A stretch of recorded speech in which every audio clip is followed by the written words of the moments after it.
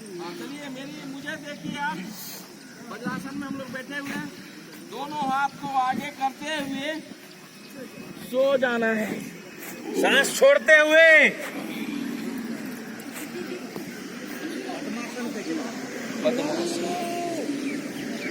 आगे देखना है।